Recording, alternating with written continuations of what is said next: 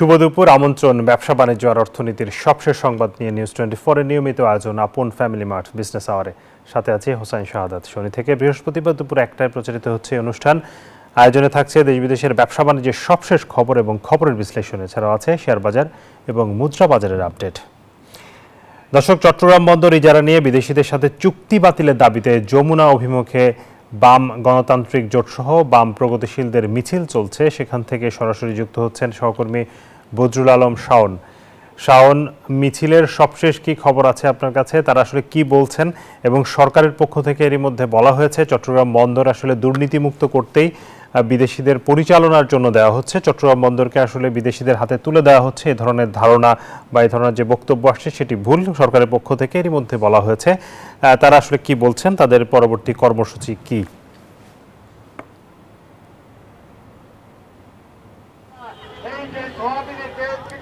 ধন্যবাদ শাহাদাত। আসলে প্রেস ক্লাবের সামনে আজকে ফ্যাসিবাদ বিরোধী বাম মোর্চার ব্যানারে একটি পূর্ব ঘোষিত কর্মসূচি ছিল। এই যে বামপন্থী যে দলগুলো রয়েছে সেই দলগুলোর এই দাবিটি মূলত যে প্রোগ্রামটি, সেই প্রোগ্রামটি মূলত চট্টগ্রাম বন্দর ইজারা দেওয়ার বাতিলের দাবিতে তারা যমুনা অভিমুখে একটি মিছিলের আয়োজন করেছিলেন, অর্থাৎ প্রধান উপদেষ্টার বাসভবন, সেই বাসভবন উপলক্ষে বাসভবন অভিমুখে বেলা 11:30টার দিকে তারা একটি মিছিল নিয়ে যাওয়ার চেষ্টা করছিলেন। সেই মিছিলটি জাতীয় প্রেস ক্লাব থেকে তারা নাইটিঙ্গেল মোড়, বিজয়নগর ঘুরে এই কাকরাইল মোড়ে এসে অবস্থান নেয়। এ সময় তারা আসলে পুলিশি বাধার মুখে পড়ে এবং এ সময় তাদের সাথে পুলিশের বেশ কিছু ধস্তাধস্তি হয় এবং এই সময় এই যে বামপন্থী যে দলগুলো রয়েছে এই দলের কয়েকজন নেতাকর্মী তারা আসলে আহত হন ধস্তাধস্তিতে। এরপরেই তারা এর প্রতিবাদে আসলে এই যে কাকরাইল মোড়, সেই কাকরাইল মোড়েই তারা অবস্থান নেন। তারা বলছেন যে আসলে চুক্তি করা হয়েছে, দেওয়া হয়েছে, এটি আসলে এক ধরনের অসম চুক্তি। কারণ তারা যেটি বলছেন যে চট্টগ্রাম বন্দর মূলত একটি লাভজনক প্রতিষ্ঠান, তারপরেও আসলে এটি বিদেশিদের কাছে কেন দিতে হবে। পাশাপাশি তারা যেটি দাবি করছেন যে বিদেশিদের হাতে এই বন্দর চলে গেলে চট্টগ্রাম মূলত একটি গুরুত্বপূর্ণ জায়গা বাংলাদেশের, যেখানে আসলে সামরিক বাহিনী, বিমান বাহিনী, গুরুত্বপূর্ণ স্থাপনা রয়েছে, যেই স্থাপনাগুলো হুমকির মুখে পড়বে।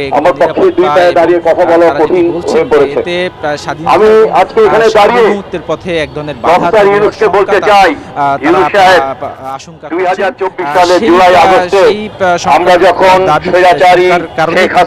এই যে পুলিশের কাছে যে মুখে দাঁড়িয়ে, লাঠির মুখে দাঁড়িয়ে মিছিল করেছি, মিটিং করেছি, আপনি কিন্তু দেশে ছিলেন না, আপনি ছিলেন ফ্রান্সে, প্যারিসে। অবিলম্বে অন্তর্বর্তী সরকারকে এই অসম চুক্তিটি তাদের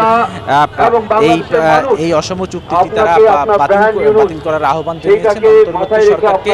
সেই চুক্তি যদি বাতিল না হয় তাহলে তারা এখান থেকে হয়তো আগামীকাল থেকে আরো কঠোর আন্দোলন করার ঘোষণা দিয়েছেন, যে বলছেন যে হয়তো মিছিল সহ আর বিভিন্ন কর্মসূচি, কঠোর কর্মসূচি করবেন এই চুক্তি যাতে বাস্তবায়ন না হয় সেই দাবিতে।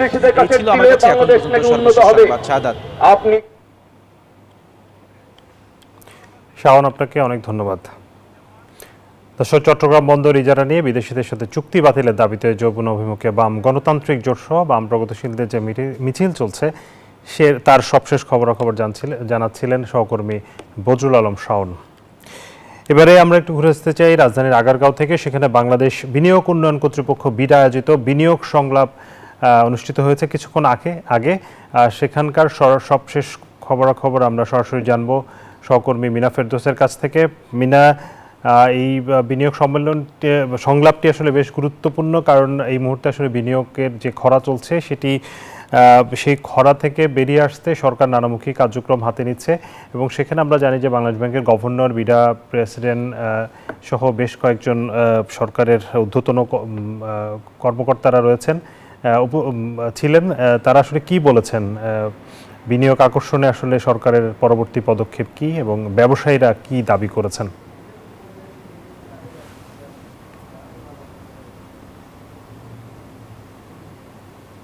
জি শাহাদাত, যেমনটি আপনি বলছিলেন যে কিছুক্ষণ আগেই কিন্তু বিডায় একটি ব্যবসায়ী এবং সরকারের অংশীজনদের সাথে নিয়ে একটি মতবিনিময় সভার আয়োজন করেছে বিডা। সেখানে কিন্তু ব্যবসায়ীরা ছিলেন, এছাড়া ব্যাংকার্স অ্যাসোসিয়েশন বা ব্যাংকের ঊর্ধ্বতন কর্মকর্তারা ছিলেন, এছাড়া ছিলেন প্রধান উপদেষ্টার বিশেষ সহকারী লুৎফে সিদ্দিকী, এছাড়া গভর্নর ছিলেন। সেখানে কিন্তু ব্যবসায়ীরা জানিয়েছেন তাদের কি ধরনের সমস্যায় তারা পড়ছেন ব্যবসা করতে গিয়ে, সেই সংক্রান্ত কিন্তু জটিলতাগুলো নিয়ে তারা কথা বলেছেন এবং সমস্যা সমাধানেরও চেষ্টা করা হচ্ছে বলে জানিয়েছেন বিডা চেয়ারম্যান।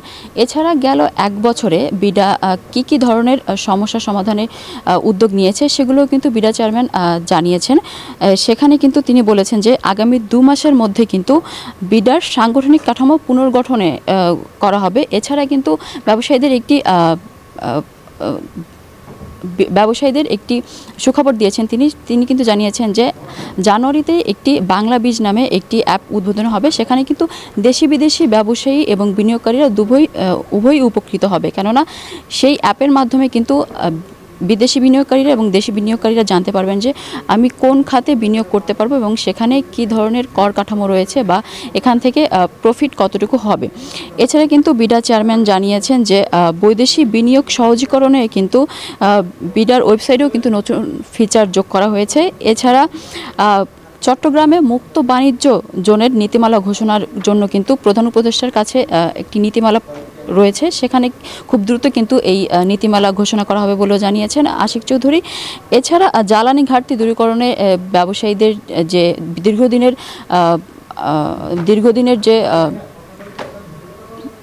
দীর্ঘদিনের যে আবদার ছিল সেটি কিন্তু নিরসনে জ্বালানি উপদেষ্টা ফজল কবির জানিয়েছেন যে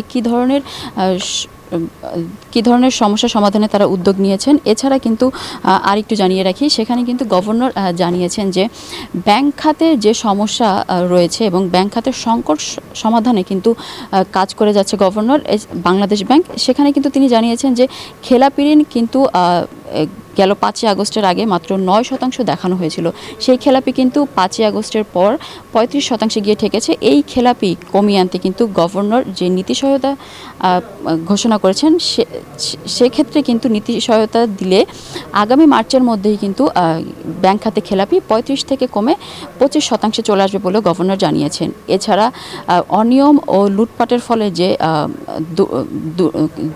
দুর্নীতির কারণে যে নন ব্যাংকিং খাতগুলোতে যে খেলাপি হয়েছে সেখানে কিন্তু 27,000 কোটি টাকা ছাড়িয়ে গিয়েছে বলে জানিয়েছিলেন গভর্নর। সেক্ষেত্রে কিন্তু অবসায়ন হচ্ছে 9টি আর্থিক প্রতিষ্ঠান। এছাড়া কিন্তু আরও 5টিকে দুর্বল চিহ্নিত করা হয়েছে, সেই 5টিকেও কিন্তু অবসায়নের জন্য চিঠি দেওয়া হয়েছে বলে জানিয়েছেন গভর্নর। এছাড়া কিন্তু ব্যবসায়ীদের যে বিভিন্ন সমস্যা সেগুলো কিন্তু সমাধানে উদ্যোগ নিয়েছে বিডা বলে জানিয়েছেন জি শাহাদাত। মিনা, আপনাকে অনেক ধন্যবাদ। রপ্তানিতে চিংড়ি খাতকে এগিয়ে নিতে কৃষি খাতের মতো একই সহায়তা চান চিংড়ি রপ্তানিকারকরা। এজন্য তারা বিদ্যুৎ বিলে 20% ছাড়, রপ্তানিতে নগদ সহায়তা, ঋণ পুনঃতফসিলকরণ সুবিধা এবং 500 কোটি টাকা তহবিল গঠনের দাবি জানিয়েছেন। বুধবার রাতে রাজধানীর একটি হোটেলে চিংড়ি খাতের নীতি সহায়তা নিয়ে আয়োজিত এক নীতি সংলাপে এসব দাবি জানান এ খাতের ব্যবসায়ীরা। সংলাপটি আয়োজন করে বাংলাদেশ হিমায়িত খাদ্য রপ্তানিকারক সমিতি এবং বেসরকারি গবেষণা সংস্থা পলিসি রিসার্চ ইনস্টিটিউট PRI। এ সময় বাংলাদেশ ব্যাংকের governor doctor Hasan H Mansur বলেন, বাংলাদেশের চিংড়ির উৎপাদনশীলতা অনেক কম, রপ্তানি বাড়াতে হেক্টর প্রতি উৎপাদনশীলতা বাড়ানোর কোনো বিকল্প নেই। প্রধান অতিথির বক্তব্যে মৎস্য এবং প্রাণী সম্পদ উপদেষ্টা ফরিদা আক্তার বলেন, কৃষিজাত হলেও তারা বৈষম্যের শিকার হচ্ছে এই মৎস্য খাত এবং শিল্পের মতো তাদের আসলে বিদ্যুৎ বিল দিতে হচ্ছে, এই ধরনের নানান অসুবিধার কথা তিনি জানান। যে মৎস্য ও প্রাণী সম্পদ বৈষম্যের শিকার হয়েছে, পুরোপুরি বৈষম্যের শিকার হয়েছে। কারণ আপনি দেখেন ওরা কি দোষ করলো পোলট্রি ফার্মগুলো করে কিংবা খামার করে কিংবা মাছের খামার করে যে বিদ্যুৎ বিল তাকে ইন্ডাস্ট্রিয়াল রেটে দিতে হবে, কি দোষটা করলো?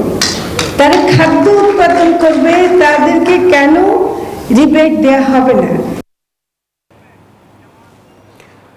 দর্শক, এই বিষয়ে আমরা আলোচনা করতে চাই, মৎস্য রপ্তানির সম্ভাবনা এবং চ্যালেঞ্জ। এই বিষয়ে আলোচনা করতে আমাদের সাথে যুক্ত হয়েছেন SM সিদ্দিকী, অর্থনীতিবিদ, জনাব এম এস সিদ্দিকী, আপনাকে স্বাগত জানাচ্ছি বিজনেস আওয়ারের আজকের আয়োজনে।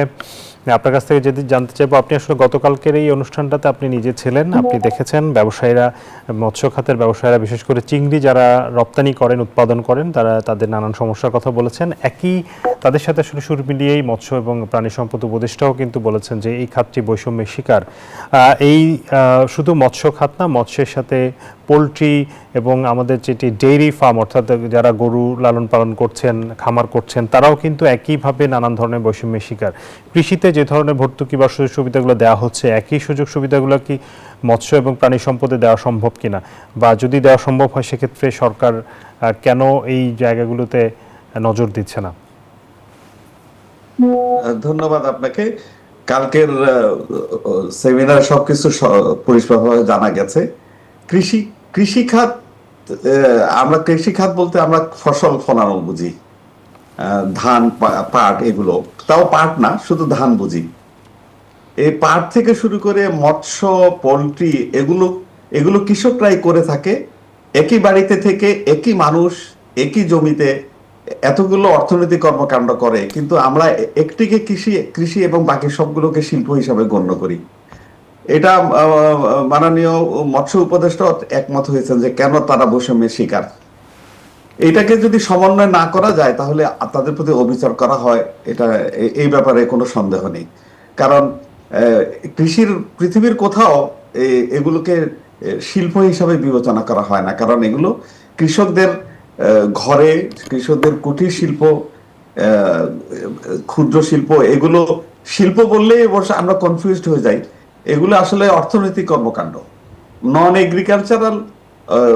আরো একটা সমস্যা হচ্ছে এটাকে নন এগ্রিকালচারাল অর্থনৈতিক কর্মকাণ্ডের ভিতরে ফেলে দেওয়া হয়। নন এগ্রিকালচার অর্থনৈতিক কর্মকাণ্ডটা হচ্ছে যে ট্রান্সপোর্টেশন, প্রসেসিং, ট্রেডিং, এগুলো এগ্রিকালচারাল প্রোডাক্ট নিয়ে। কিন্তু উৎপাদন যখন আসে সেটা আসলে কৃষি উৎপাদন হিসাবে বিবেচনা করা উচিত।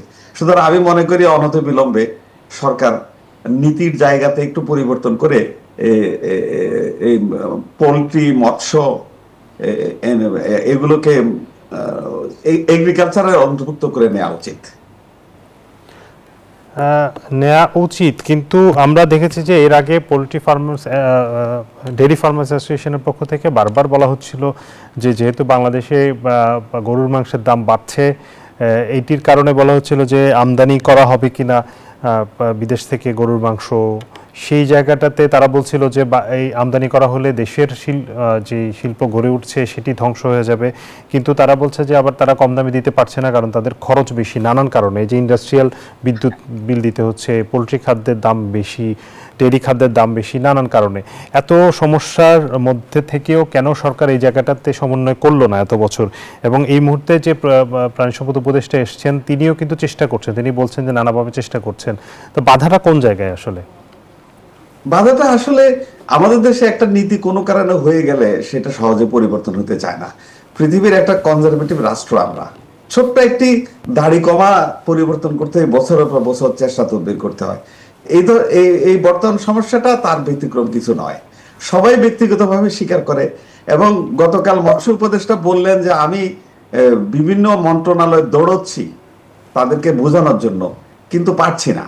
এই যে উনি হতাশার কথা বললেন, উনি নিজে কনভিন্সড, সংশ্লিষ্ট মন্ত্রণালয়ের উপদেষ্টা কনভিন্সড এই সেক্টরগুলোকে কৃষি হিসেবে ঘোষণা করার, কিন্তু সেটা সব ডিপার্টমেন্টকে সেটা বোঝানো যাচ্ছে না।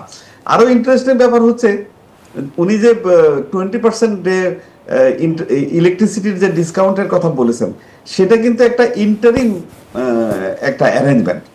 এটাকে কৃষি খাত ঘোষণা করে যে তাকে ভর্তুকি দিতে যাচ্ছে তা না, কিন্তু এটা হচ্ছে একটা স্পেশাল একটা অফার। তার মানে তাদেরকে এগুলোকে শিল্পী হিসেবে ধরে রেখেই একটা ডিসকাউন্ট অন্তর্বর্তীকালীন একটা ব্যবস্থা করা হচ্ছে। এইটাকে যদি কৃষি করা হতো, আপনি যে বললেন যে মৎস্য, গরু মাংস আমদানির যে ব্যাপারটা, একটা কথা এসছিল যে ব্রাজিল থেকে মাংস আমদানি, ইভেন ভারত থেকেও একটা অফার এসেছিল যে তারা তো আমাদের এখানে জবাই করা গরু মাংস রপ্তানি করতে চায়। নীতিগতভাবে কিন্তু একটা জিনিস আছে এখানে, আসলে একটা নীতিগত ডাইলেমা আছে। সেটা হচ্ছে যে আমরা কিন্তু WTO মেম্বার হিসাবে কোনো কিছুতে রেস্ট্রিকশন ইম্পোজ করতে পারি না। দ্বিতীয়ত মাংসের ব্যাপারে যখন ব্রাজিল আমাদেরকে বলেছে আমরা যদি তাদেরকে এখানে মাংস আমদানি করতে সুযোগ দেই তাহলে তারা আমাদের ডিউটি এক্সাম্পশন দেবে আমাদের জুট এবং গার্মেন্টসে, অর্থাৎ এটা একটা রিসিপ্রোকাল। এখন আমাদেরকে বিবেচনা করতে হবে যে আমরা ওদেরকে মাংস রপ্তানি করতে দেবো কিনা বাংলাদেশে, দিলে আমরা যে বেনিফিটটা গার্মেন্টস বা জুটে পাবো সেটা আমরা কি বেনিফিট পাবো। কারণ আমরা যখন নিজের সুবিধাটা যখন আমরা চাই, অন্যদেরকে কেন সুবিধা দেব না। আর WTO রুল অনুযায়ী এন্টি কম্পিটিটিভ কোনো কাজ আমরা করতে পারি না, কোথাও আমরা কোনো ব্যারিয়ার তৈরি করতে পারি না। আমরা যে মাংস আমদানি করব না, আমাকে যদি ব্যক্তিগতভাবে জিজ্ঞেস করেন আমি বলবো যে মাংস আমদানি অ্যালাউ করা উচিত। আর কিন্তু আবার যখন সামগ্রিকভাবে আমরা ভাবি যে মাংস আমদানিটা বন্ধ রেখে গার্মেন্টসকে আমরা ডিউটি ফ্রি করে ফেলতে পারি না, মানে আমাদের একটা স্ববিরোধিতা আছে। নীতিগত এই স্ববিরোধিতার জন্যই কিন্তু আমরা যেমন আমরা ফ্রি ট্রেড এগ্রিমেন্ট করতে পারি নাই। আমরা এই সমস্যাগুলোকে আমরা বড় করে দেখি যে আমরা কি করে আমাদের দেশের মার্কেটের ওই ক্ষেত্রটি। তো যেমন একটা তথ্য আপনাদেরকে দেই, বাংলাদেশে গরুর মাংসের যা দাম, এটা 700-800 টাকা, এটা তো ভারতের 4 ভাগের 1 ভাগ দাম। ভারতের 4 গুণ, ভারতের 4 গুণ বাংলাদেশে। এবং যেটা ভয় পাচ্ছে আমাদের দেশের পোল্ট্রি খামারিরা, যে ব্রাজিল থেকে মাংস প্যাকিং করে আসলে ওদের সেক্টর মার খাবে। এখন আমার বক্তব্য হচ্ছে যে কম্পিটিশনে আগে ছেড়ে দিতে হবে। এবং ওই যে আপনি বললেন যে বিদ্যুৎ বা অন্যান্য যে সাবসিডি না বলে বলতে পারি যে কৃষি খাত ডিক্লেয়ার করলে এমনিতেই তারা কিছু বেনিফিট পেয়ে যাবে সর্বক্ষেত্রে। তাহলে যে আমাদের কস্টিংটা কোথায় দাঁড়ায়? কারণ হচ্ছে যে আমরা সারা জীবন যদি প্রোটেকশন দিয়ে রাখি আমাদের পোল্ট্রি, অ্যানিমেল, গোটারি এগুলোকে, তাহলে কিন্তু এরা কখনো ইমপ্রুভমেন্ট হবে না। তো আমাদের তো ইমপ্রুভমেন্ট দরকার, আমাদের তো কমার্শিয়ালি প্রোডাকশন করা দরকার।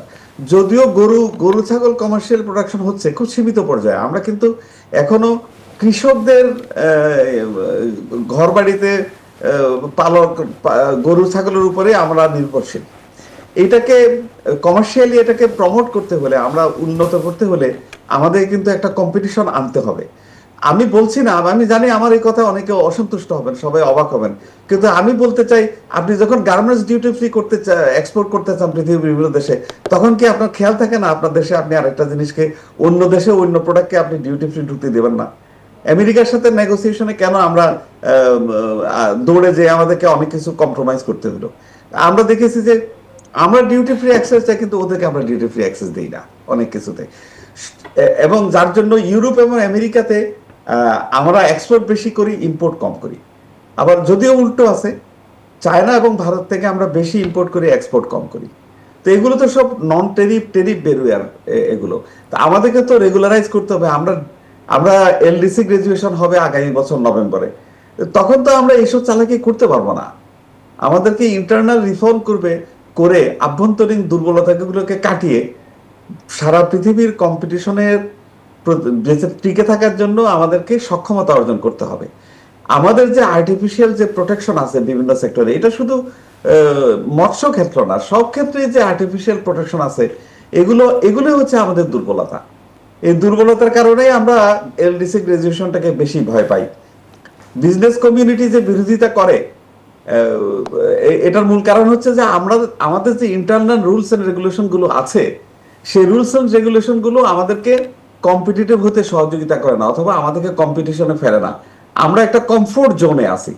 এই কমফোর্ট জোন থেকে আমরা কেন বেরিয়ে যাব? আমরা যদি এটা ভোগ করতে পারি, সেটা ভোগ করার জন্য বিজনেসম্যানরা বলে যে এলডিসি গ্রাজুয়েশনের প্রয়োজন নাই। আর সরকারের পক্ষ থেকে ইন্টারনাল সরকারের ভিতরের একটা বিরোধিতা আছে এলডিসি গ্রাজুয়েশনের। ওনাদের যে এখন কালকে তো শুনলেন যে 20-30টা লাইসেন্স লাগে একটি মৎস্য খামার ফিশ এক্সপোর্টের জন্য।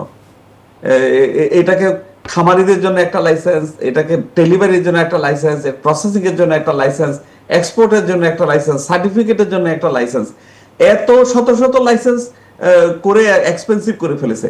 এখন আমরা যদি এলডিসি গ্রাজুয়েশন হয়, আমাদের যদি কস্ট কমাইতে হয়, তাহলে আমাদেরকে ওই নিয়ন্ত্রণগুলো কমাতে হবে। এখন আমাদের আমলাতন্ত্র তো ভাবে সিগনেচার করতে পারলে নিজের একটু দাম বাড়ে, দুর্নীতির কথা বাদই দিলাম, আমার কাছে আসলো, আমি দয়া করে একটা পারমিশন দিলাম, দয়া করে একটা লাইসেন্স দিলাম, এই যে আমাকে হাজারবার স্যার বললো, এগুলোর জন্যই আমরা এই রুলস রেগুলেশন গুলো ফ্রি করি না। এই রুলস রেগুলেশন গুলোকে যদি উইথড্র করা হয়, একটি লাইসেন্সের আন্ডারে যদি একটি ফিশ প্রসেসিং ইন্ডাস্ট্রি হয়, তাহলে তো তার কস্ট কমে যায়, কস্ট অফ প্রোডাক্ট কমে যায়, cost of process, compliance cost কমে যায়। তাহলে আমরা গ্লোবাল মার্কেটে এমনিতেই কম্পিটিটিভ হয়ে যায়।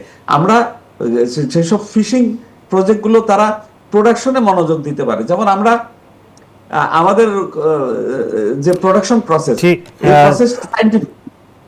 জি জনাব সিদ্দিকী, আমরা একটু যে চিংড়ির উৎপাদনশীলতার কথা গভর্নর বলছিলেন যে আমাদের যে চিংড়ির উৎপাদন, সেই চিংড়ির উৎপাদন দেখা যাচ্ছে যে ভারত আমাদের চেয়ে একই জমিতে 15 গুণ 14 গুণ 15 গুণ বেশি উৎপাদন করে, ভিয়েতনাম বা অন্যান্য দেশ 7-8 গুণ উৎপাদন করছে। আমরা অনেক বেশি জমি ব্যবহার করছি কিন্তু উৎপাদন কম হচ্ছে। আমাদের রপ্তানি কম হওয়ার পেছনে তো এটি একটি বড় কারণ। সামগ্রিকভাবে এই খাতটিকে রপ্তানি বাড়াতে হলে আসলে কি করা দরকার এই মুহূর্তে? এটা হচ্ছে যে টেকনোলজি, আমরা টেকনোলজি অ্যাডপ্ট করতে পারছি না, টেকনোলজিটা দ্রুত নেওয়া দরকার। আমরা নেচারের উপর অনেক বেশি নির্ভরশীল, তারপরে কেমিক্যাল, ওষুধ, তারপরে ফুড, এগুলো আমাদের সব প্রোডাকশন হচ্ছে না। আপনি এগুলোর প্রোডাকশন বাড়ানো, ইনফ্লো অফ সাপ্লাই, যেমন ধরেন একটা ভালো কাজ করেছে এই গভর্নমেন্ট, যে আমরা মাছ ইম্পোর্ট করে এনে এটাকে প্রসেস করে আমরা আরেকটা দেশে এক্সপোর্ট করার পারমিশন দিয়েছে। তার মানে কি, এটা একটা যুগান্তকারী সিদ্ধান্ত সরকার দিয়েছে, সরকারকে ধন্যবাদ দেওয়া যায়।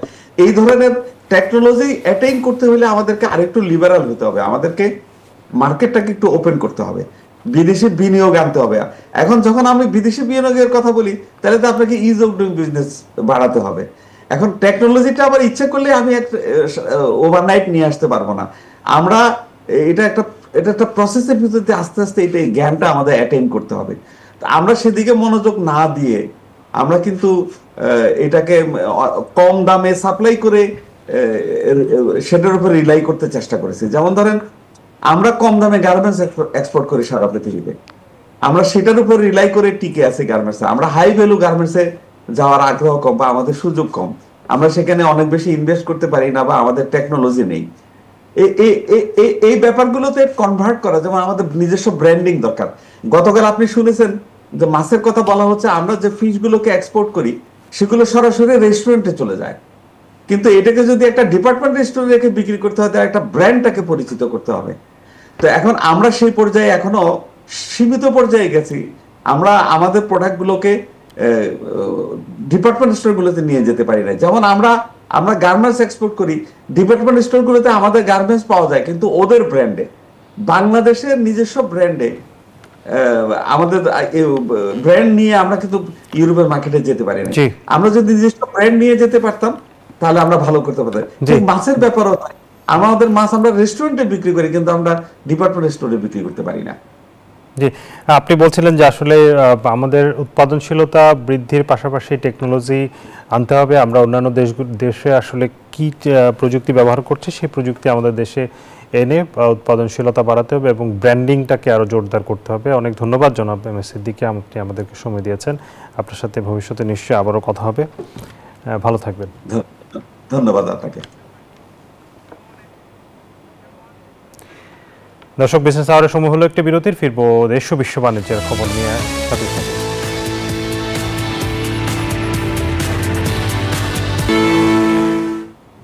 স্বাগত আরও একবার বিজনেস আওয়ারে। দেশের সামগ্রিক রপ্তানির লক্ষ্যমাত্রা $100 বিলিয়ন অর্জনে সবাইকে একসঙ্গে কাজ করার আহ্বান জানিয়েছেন বস্ত্র এবং পাট উপদেষ্টা শেখ বশিরউদ্দিন। বৃহস্পতিবার সকালে ফার্মগেটে জেডিপিসি মিলনায়তনে জাতীয় বস্ত্র দিবস 2025 উপলক্ষে আয়োজিত এক কর্মশালার উদ্বোধনী অনুষ্ঠানে তিনি কথা বলেন। উপদেষ্টা বলেন, টেক্সটাইল শিক্ষা প্রতিষ্ঠানগুলো সাথে যদি খাত সংশ্লিষ্ট ব্যবসা প্রতিষ্ঠানগুলো সম্পৃক্ত না হয় তাহলে সমৃদ্ধি আসবে না বস্ত্র খাতে। এছাড়া এবার বাণিজ্য মেলায় পাট এবং বস্ত্র মন্ত্রণালয়ের পক্ষ থেকে 10 লাখ পাটের ব্যাগ বিক্রি করার সিদ্ধান্তের কথাও জানান উপদেষ্টা। ধন্যবাদ জানাই। ভেরি এনলাইটেন্ড নীতি সহায়তা, উদ্যোক্তাদের বিনিয়োগ এবং তাদের নেতৃত্ব, সাথে আমাদের যে 71টা ইনস্টিটিউটে আমরা যে হাজার হাজার টেক্সটাইল গ্র্যাজুয়েট তৈরি করছি, তাদের যে ফাংশনাল নলেজ, এই তিনটার যে সমন্বিত এক প্রচেষ্টা, যার মাধ্যম দিয়ে আমরা যে $100 বিলিয়ন একটা লক্ষ্য অর্জন করতে যাচ্ছি, এই লক্ষ্য অর্জনটা যেন ওই রঙিন স্বপ্নের মতো ফানুস না হয়। প্রথমবারের মতো 9টি নন ব্যাংক আর্থিক প্রতিষ্ঠান অবসায়ন করতে যাচ্ছে বাংলাদেশ ব্যাংক। চলতি বছরের মার্চ পর্যন্ত এই খাতে মোট খেলাপি ঋণের পরিমাণ ছিল 27,189 কোটি টাকা, যার মধ্যে 9টি প্রতিষ্ঠানেরই খেলাপি 52%। বাংলাদেশ ব্যাংক বলছে, অবসায়ন প্রক্রিয়া অনুযায়ী আমানতকারীদের টাকা ফেরত দেয়া হবে, তবে এসব আর্থিক প্রতিষ্ঠানগুলোকে তারল্য সহায়তা ও সময় নির্ধারণ করে দিয়ে দেখা যেতে পারে বলে মত অর্থনীতিবিদদের। জালিয়াতি ও দুর্নীতির কারণে বেড়েই চলেছে ব্যাংক বহির্ভূত বিভিন্ন আর্থিক প্রতিষ্ঠানের খেলাপি ঋণের পরিমাণ। বর্তমানে যা 27,000 কোটি টাকা ছাড়িয়েছে। এসব প্রতিষ্ঠানের লোভনীয় অফারের ফাঁদে পড়ে স্বপ্ন ধূলিসাৎ হয়েছে অনেকের। আমানত নিয়ে দেখা দিয়েছে অনিশ্চয়তা। কেননা দেশে এবারই প্রথম বন্ধ হতে যাচ্ছে ব্যাংক বহির্ভূত আর্থিক প্রতিষ্ঠান। কেন্দ্রীয় ব্যাংকের সিদ্ধান্ত অনুযায়ী মোট 35টি প্রতিষ্ঠানের মধ্যে তীব্র তারল্য ঘাটতিতে থাকা 9টি প্রতিষ্ঠানকে অবসায়ন করা হচ্ছে। বাংলাদেশ ব্যাংকের তথ্য বলছে, গত বছরের শেষে আর্থিক খাতে মোট খেলাপি ঋণের পরিমাণ ছিল 27,189 কোটি টাকা। তার মধ্যে 52% খেলাপি ঋণ এই 9 প্রতিষ্ঠানের। এদিকে চলতি বছরের জানুয়ারিতে খেলাপি ঋণের পরিমাণ 80%-এর ওপর এমন সব নন ব্যাংকিং আর্থিক প্রতিষ্ঠান শনাক্ত করে তাদের লাল তালিকা করে চিঠি দেয় কেন্দ্রীয় ব্যাংক। তীব্র তারল্য ঘাটতিতে থাকা এবার এসব ফাইন্যান্সগুলোকে বন্ধের সিদ্ধান্ত নিয়েছে বাংলাদেশ ব্যাংক। বাংলাদেশ ব্যাংকের মত, অর্ডিন্যান্স ও আমানত স্কিম অনুযায়ী এসব কোম্পানি অবসায়ন ও গ্রাহকদের টাকা ফেরত দেওয়া হবে। আর এর মধ্যে 8টি শেয়ার বাজারের অংশ হওয়ায় ক্ষুদ্র বিনিয়োগকারীদের ক্ষতিপূরণ সরকার চিন্তা করতে পারে বলে জানান মুখপাত্র। কিন্তু অবসান যখন হবে তখন তো লোকম ছাঁটাই শব্দটাই থাকবে না, দ্যাট ইজ প্রতিষ্ঠানই থাকছে না, মূল অ্যাড্রেসের বিষয়ই থাকবে শুধু আমানতকারীদের বিষয়টা। আর এদের যে শেয়ারগুলো মার্কেটে আছে, সরকার ভেবেছে যে না, যারা ক্ষতিগ্রস্ত হয়েছে তারা যদি ক্ষতিপূরণ দাবি করে তখন সরকার বিষয়টা বিবেচনা করে দেখবে। একই ঘটনা এনবিএফ এর ক্ষেত্রেও ঘটতে পারে, তবে এই বিষয়টি এখন চূড়ান্ত।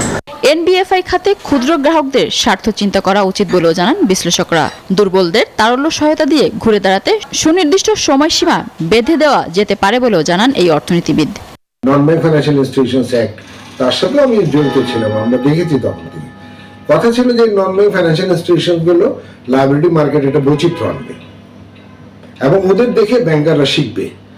এটা তো হয়ই নাই কোনো রকমের, বরঞ্চ নন ব্যাংক ফাইন্যান্সিয়াল ইনস্টিটিউশনগুলোই ব্যাংকাররা যেভাবে ডিপোজিট নেয় ওরাও সেভাবে ডিপোজিট নেওয়া শুরু করলো, ব্যাংকাররা যেভাবে লেন্ডিং নেয় ওরা সেভাবে লেন্ডিং করা শুরু করলো। তাদেরকে একটা লাস্ট একটা ক্যাপিটাল সাপোর্ট বা লিকুইডিটি সাপোর্ট একটা দিয়ে, একটা নির্দিষ্ট সময় বেঁধে দিয়ে তাদেরকে আসলে আপনার বলতে হবে যে তোমরা এর মধ্যে ঘুরে দাঁড়াও বা ঘুরে দাঁড়ানোর চেষ্টা করো, তোমরা যদি না পারো ইউ মাস্ট কুইট। এদিকে তুলনামূলক ভালো হিসেবে চিহ্নিত 15টি প্রতিষ্ঠানের 49,643 কোটি টাকার ঋণের মধ্যে খেলাপি মাত্র 3,627 কোটি টাকা। গত বছর এসব প্রতিষ্ঠান মুনাফা করেছে 1,465 কোটি টাকা। মিনা ফেরদাউস, নিউজ 24, ঢাকা। এবারে শেয়ার বাজারের খবর।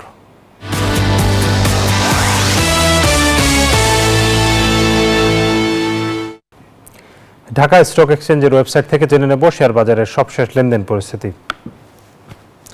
নেতিবাচক ধারায় লেনদেন চলছে। আমরা দেখতে পাচ্ছি বড় ধরনের পতন হয়েছে বলা যেতে পারে। ডিএসইএক্স ইন্ডেক্স 40 পয়েন্ট কমেছে, 40.57 পয়েন্ট কমে অবস্থান করছে 4,886 পয়েন্টে। ডিএসই সরিয়া ইন্ডেক্স কমেছে 9.5 পয়েন্ট, অবস্থান করছে 1,024 পয়েন্টে। ডিএস30 অবস্থান 1,890, কমেছে 7.89 পয়েন্ট। এবং লেনদেনের অবস্থা যদি আপনারা দেখেন, একেবারে তলানিতে ছেকেছে লেনদেন। 253 কোটি টাকা এখন পর্যন্ত লেনদেন হয়েছে। লেনদেনে অংশ নেওয়া কোম্পানিগুলোর মধ্যে 295টি কোম্পানির শেয়ারের দাম কিন্তু কমেছে, দর বেড়েছে 40টি কোম্পানির শেয়ারের দর, এবং অপরিবর্তিত আছে 48টি কোম্পানির শেয়ারের দর। জানাবো মুদ্রা, স্বর্ণ এবং রূপার বাজারের আপডেট। শুরুতেই মুদ্রা বাজার পরিস্থিতি। মার্কিন ডলার আজকে কেনাবেচা হচ্ছে 122 থেকে 123 টাকা, অর্থাৎ 122-এ কেনা হচ্ছে, 123-এ বিক্রি হচ্ছে। ইউরো 138 টাকা কিনে 143 টাকা বিক্রি করা হচ্ছে। পাউন্ডের কেনা দর 159, বিক্রয় 166। চীনা ইউয়ান 16 টাকায় কিনে 18 টাকায় বিক্রি করা হচ্ছে। সৌদি রিয়ালের কেনা দর 32 টাকা, বিক্রয় 33 টাকা 20 পয়সা। ভারতীয় রুপি 1 টাকা 38 পয়সা কেনা হচ্ছে, বিক্রয় 1 টাকা 45 পয়সা। আমরা সোনার দরদাম জানাতে চাই। প্রতিদিনকার মতো আজকের সোনার দর আমরা দেখছি 2,11,000 টাকারও বেশি উঠে গেছে। 22 ক্যারেট সোনা 21 ক্যারেটের দাম 2,01,495, 18 ক্যারেট 1,72,709 এবং সনাতন সোনা বিক্রি হচ্ছে 1,43,687 টাকায়। দেখা যাক রূপার দরদাম অপরিবর্তিত আছে কিনা। রূপার দরদাম বেশ কিছুদিন ধরে অপরিবর্তিত আছে। প্রতি ভরি 4,246 টাকায় বিক্রি হচ্ছে 22 ক্যারেট রূপা। 21 ক্যারেটের দাম 4,047, 18 ক্যারেট 3,476 এবং সনাতন রূপা বিক্রি হচ্ছে 2,601 টাকায়। দর্শক, এবারে জানাবো ফুটবলের খবর। যে ফুটবল মাঠে হতাশায় ছিল নিয়তি, সেই ফুটবলে হামজা চৌধুরী, সমিত, সোমদের হাত ধরে ফিরে আসছে নতুন আশার আলো। স্টেডিয়াম ভর্তি দর্শকের সঙ্গে বেড়েছে ব্র্যান্ড ভ্যালু, আর তাতেই গেল 1 বছরে রেকর্ড পরিমাণ আয়ের মুখ দেখেছে বাংলাদেশ ফুটবল ফেডারেশন। হামজা চৌধুরী আসলেন, দেখলেন, সেই সঙ্গে বদলে দিলেন গোটা দেশের ফুটবলের চিত্র। যে খেলাকে ঘিরে জনপ্রিয়তা ছিল 90 দশকে, সেই একই উন্মাদনা ফিরে এসেছে এক হামজার কল্যাণে। শুধু দর্শক প্রিয়তা নয়, ফুটবলে আগ্রহ বেড়েছে সব নামি দামি ব্র্যান্ডের। মুখ ফিরিয়ে নেওয়া দর্শকদের মাঠমুখী হওয়াতে আয় বেড়েছে বাফুফের। এশিয়ান কাপ বাছাই পর্বে ঘরের মাঠে সর্বশেষ 3 ম্যাচ থেকে 4 কোটি টাকার বেশি আয় করেছে বাংলাদেশ ফুটবল ফেডারেশন। বাফুফের 5ম নির্বাহী কমিটির সভায় এই 3 ম্যাচের আয় ব্যয়ের হিসাব অনুমোদিত হয়। 10 জন সিঙ্গাপুরের বিপক্ষে জাতীয় স্টেডিয়ামের ম্যাচে গ্যালারিতে হাজির হয়েছিলেন 21,317 জন দর্শক, আর বাফুফের আয় হয়েছিল 1,15,00,000 টাকা। 9 অক্টোবর হংকং ম্যাচ নিয়েও ছিল দর্শকদের আগ্রহ। 22,000 টিকিট বিক্রি করেছিল ফুটবল ফেডারেশন, যেখান থেকে বাফুফের পকেটে যায় 1,02,07,000 টাকা। 18 অক্টোবর ভারতের বিপক্ষে ম্যাচ ছাড়িয়ে যায় অতীতের সব রেকর্ড। প্রায় 24,000 দর্শক সেদিন গ্যালারিতে বসে খেলা উপভোগ করেন। বাংলাদেশও ভারতকে হারিয়ে ম্যাচ জিতে 1-0 গোলে। সেই ম্যাচ থেকে বাফুফের আয় 1,88,00,000 টাকা। সব মিলিয়ে 3 ম্যাচ থেকে মোট আয় 4,05,07,874 টাকা। আবরার আল দাইয়ান, নিউজ 24। দর্শক, হামজা চৌধুরীর হাত ধরে দেশের ফুটবলে আবারও নতুন গৌরব ফিরে আসছে। এটি আসলে বেশ ভালো খবর এবং এর সাথে সাথে ফুটবল ফেডারেশনের আয়ও বাড়ছে এবং আয় যত বাড়বে এবং ফুটবলের মান যত ভালো হবে, ততই বিভিন্ন ব্র্যান্ডগুলো আরও বেশি ফুটবলের সাথে সম্পৃক্ত হবে। সেক্ষেত্রে ফুটবলের উন্নয়নেও আরও বেশি কাজ করার সুযোগ তৈরি হবে। এই সংবাদের সাথে সাথে নিচ্ছে আরও একটি বিরতি, ফিরছে একটু পর, সাথেই থাকুন।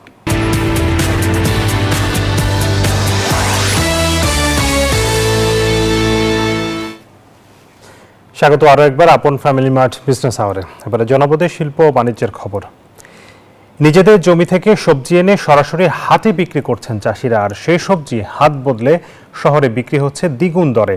রোদ, ঝড় বৃষ্টিতে মাথার ঘাম পায়ে ফেলে ফসলের ন্যায্য মূল্য না পাওয়ায় হতাশ চাষিরা। ফুয়াদ হাসানের ক্যামেরায় নারায়ণগঞ্জ প্রতিনিধি শরীফ সুমনের পাঠানো তথ্য ছবিতে ডেস্ক রিপোর্ট। ধলেশ্বরী নদী বেষ্টিত নারায়ণগঞ্জের ফতুল্লার বক্তাবলী ইউনিয়নের কানাইনগর কৃষকের হাটে গত 1.5 দশক ধরে সবজি বিক্রি করে আসছেন চাষিরা। প্রতিদিনই ভোর থেকে হাটে সরাসরি নিজেদের ক্ষেত থেকে উৎপাদিত সবজি বিক্রি করেন তারা। টাটকা, তরতাজা ও দামে কম থাকায় পাইকাররাও স্বাচ্ছন্দ্যে এখান থেকে সবজি কিনে নিয়ে যান দেশের বিভিন্ন প্রান্তে। কৃষকের হাটে বিভিন্ন ধরনের শাক বিক্রি হচ্ছে 15 থেকে 20 টাকা দরে, অথচ এসব সবজি শহরে বিক্রি হচ্ছে 40 থেকে 50 টাকা দরে। এভাবেই বেগুন, ধুন্দল, লাউ, কুমড়া, ফুলকপিও ঢাকায় বিক্রি হচ্ছে দ্বিগুণ দামে।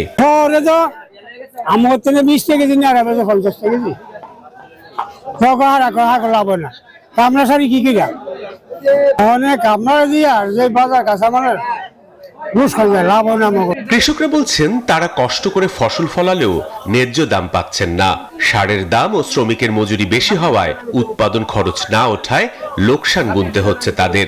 কীটনাশকের দাম বেশি, বদলির মজুরি বেশি, খেত বর্গা বেশি, এভরিথিং মানে সবকিছুতেই বেশি, কিন্তু আমরা পণ্যের দাম পাই না। লাউ শাক, তারপর কুদরিয়া শাক, মূলা শাক, এখন পাইকারি দরে আমরা কিনে নিয়ে বিক্রি করি। ইজারাদাররা জানান 1995 সাল থেকে এই হাটে সবজির হাট বসছে। সকাল থেকে টাটকা সবজি পাইকাররা নিয়ে দিনের বেলায় বিক্রি করতে পারেন। ব্যাপারীরা আসে সকাল সকালে মালটা বিক্রি করতে পারে, আর যারা ভোক্তা আছে তারাও আপনার টাটকা মালটা পায়। কৃষকদের ফসলের দামের ন্যায্যতা নিশ্চিতে সরকার বহুমুখী পদক্ষেপ নেবে এই প্রত্যাশা চাষিদের। Desk report, news 24। এবারে বিশ্ব বাণিজ্যের খবর। মার্কিন গাড়ির বাজারে বড় পরিবর্তনের পথে হাঁটছে ট্রাম্প প্রশাসন। বাইডেন আমলের কঠোর জ্বালানি সাশ্রয় নীতি বাতিল ঘোষণা করেছেন প্রেসিডেন্ট ডোনাল্ড ট্রাম্প। নতুন প্রস্তাবে বলা হয়েছে 2031 সালের মধ্যে প্রতি গ্যালনে 50 মাইলের বদলে 34.5 মাইলেজ দিলেই চলবে। একই সঙ্গে টেসলার মতো কোম্পানি থেকে ইভি ক্রেডিট কিনে নিয়ম মানার সুযোগও বন্ধ করা হচ্ছে। ফোর্ডের মতো শীর্ষ কোম্পানিগুলো একে বাস্তবসম্মত বলে স্বাগত জানিয়েছে। ট্রাম্পের দাবি, অপ্রয়োজনীয় কড়াকড়ি কমায় গাড়ির উৎপাদন খরচ কমবে এবং ক্রেতাদের অন্তত $1000 সাশ্রয় হবে। সৌদি আরবে ব্যবসা করে সফল হচ্ছেন প্রবাসী বাংলাদেশিরা। নিজেদের মেধা এবং শ্রমকে কাজে লাগিয়ে গড়ে তুলেছেন একের পর এক ব্যবসা প্রতিষ্ঠান। তাদেরই একজন চট্টগ্রামের মহিউদ্দিন। ব্যবসা করে শুধু নিজেই সফল হননি, অনেকের কর্মসংস্থানের ব্যবস্থাও করেছেন তিনি। মোহাম্মদ ফিরোজের তথ্য, ছবিতে ডেস্ক রিপোর্ট। বিশ্বের দরিদ্র ও উন্নয়নশীল দেশগুলোর জন্য স্বপ্নের দেশ সৌদি আরব। জীবিকার তাগিদে প্রতিনিয়তই স্বজনদের ছেড়ে বাংলাদেশ সহ বিভিন্ন দেশ থেকে দেশটিতে পাড়ি জমান বহু মানুষ। তবে শুধু চাকরিই নয়, ব্যবসা করেও দেশটিতে সফলতা পাচ্ছেন প্রবাসী বাংলাদেশিরা। নিজেদের মেধা ও শ্রমকে কাজে লাগিয়ে গড়ে তুলেছেন একের পর এক ব্যবসায়িক প্রতিষ্ঠান। তাদের মধ্যে একজন হলেন চট্টগ্রামের মহিউদ্দিন। দীর্ঘ 30 বছরের অভিজ্ঞতাকে কাজে লাগিয়ে সততা আর শ্রম দিয়ে গড়ে তুলেছেন বেশ কয়েকটি রেস্টুরেন্ট ও ব্যবসা প্রতিষ্ঠান। সৌদি আরবে এই পর্যন্ত আমার 4-5টার মতো হোটেল আছে। সবাই আসবেন আপনারা, আইসা সবাই দেখে যাবেন। খানা পিনার মান আগের থেকে অনেক ভালো করছে। এখন মদিনা হোটেল নতুন রূপে নতুন সাজে আপনাদের জন্য সাজিয়েছি, আপনারা সবাই আসবেন। بحضور الجميع وتحت رعاية الشيخ موحي। আমরা চাই যে বাংলাদেশ থেকে রেফিডেন্স পাঠিয়ে আমরা দেশকে উন্নত করার জন্য, প্রবাসীদের বেকারত্ব দূর করানোর জন্য এটা ভালো একটা উদ্যোগ নেওয়া হয়েছে। আমি মনে করি এটা খুব ভালো হয়েছে এবং এই হোটেলটা আরো ভালোভাবে পরিচালিত হবে। তথ্য বলছে বেশিরভাগ বাংলাদেশি শ্রমিক সৌদি সরকারের দেওয়ার সুযোগ কাজে লাগিয়ে কঠোর পরিশ্রম এবং নিষ্ঠার উপর ভর করে তৈরি করেছে নিজেদের পরিচিতি। পরিচালনা করছেন ব্যবসা, আর তাতে শুধু সফলতাই অর্জন করেননি, কর্মসংস্থানের ব্যবস্থাও করেছেন অনেকে। Desk report, news 24। দর্শক, এই ছিল আজকের আয়োজনে। সাথে থাকার জন্য ধন্যবাদ সবাইকে।